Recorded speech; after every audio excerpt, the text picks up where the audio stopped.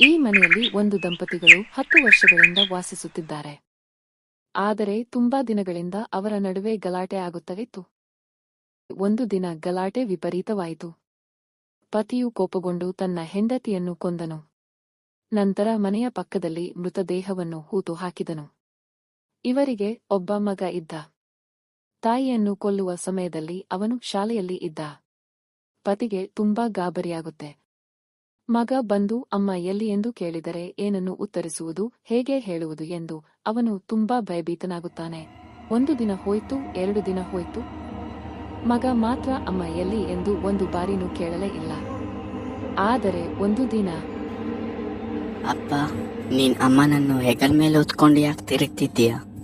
ಮಗನ ಮಾತನ್ನು ಕೇಳಿ ತುಂಬಾ ಭಯವಾಗುತ್ತೆ.